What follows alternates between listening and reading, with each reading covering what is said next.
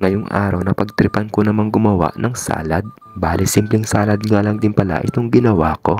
Lettuce, kamatis at saka cucumber. At syempre nilagyan ko nga rin pala ito ng ranch dressing. Kaya naman tara samahan niyo ako at sabay nating i-first bite itong ginawa kong salad. Grabe ganito pala kasarap yung fresh na salad. Naka-thumbs up na lang talaga ako sa sobrang sarap. Tapos tumusok nga din pala ako dito ng pipino at saka netong kamatis. Oh, para sa'yo ito kaya isusubo ko na lang muna. Kumain na nga rin pala ako ng kanin kanina at ang ulam ko ay adobo. At etong salad nga yung ginawa kong panghimagas. Gawa-gawa na lang talaga ng paraan para makakain kung anong gustong kainin. Kaysa lumabas pa ako, wala naman akong pera. Kakalabas nga at makakain sa labas, doble gastos naman. Kaya mas maganda gumawa na lang kung anong ipo-food trip, makakatipid ka pa. Kaya sa mga mahihilig kumain dyan kagaya ko, mag-DIY na lang kayo at least safe pa yung pagkain. Hindi ko naman sinasabi na hindi safe yung mga pagkain dyan sa labas. At least ma-appreciate mo sa sarili mo na yung pagkain na gagawin mo at kakainin mo ay ikaw mismo yung gumawa. O diba, tama ako, correct me if I'm wrong. English yan.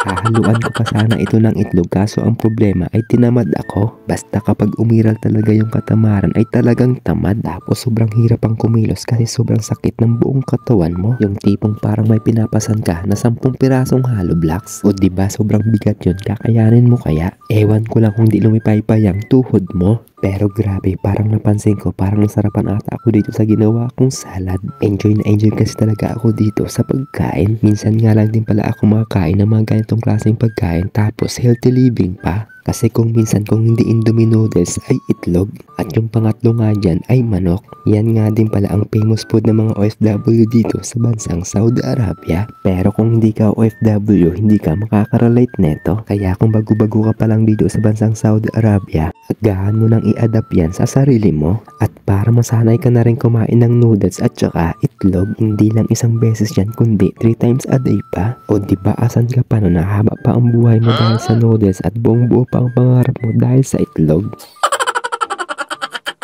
Kaya kung ikaw nagbabalak ng ibang bansa, pag-isipan mo muna ng 100 times. Charot lang. Pero syempre depende na rin sa inyo yan dahil kung may pangarap ka at gusto mong mabigyan ng magandang buhay ang pamilya mo, isasakripisyo mo talaga yung sarili mo. Pero syempre alagaan mo rin yung sarili mo ano? At syempre wag mong pababayaan dahil wala mag-aalaga dito sa atin. Malayo kaya yung mga magulang natin para alagaan tayo. Syempre hindi na natin kailangan ng magulang para alagaan tayo dahil malalaki na tayo at kaya natin yung sarili natin. Nakakabuo ka na nga ng bata tapos magpapaalaga ka pa.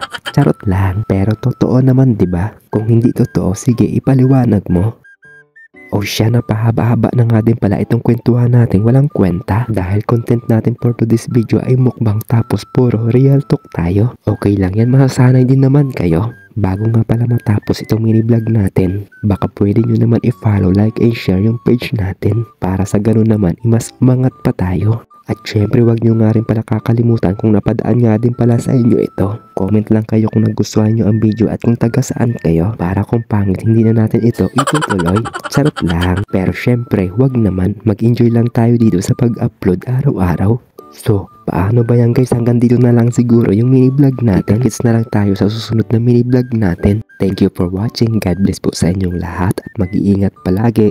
Pero syempre, uubusin ko muna itong kinakain ko. Ang sarap kaya. O siya, hanggang dito na lang. Bye-bye!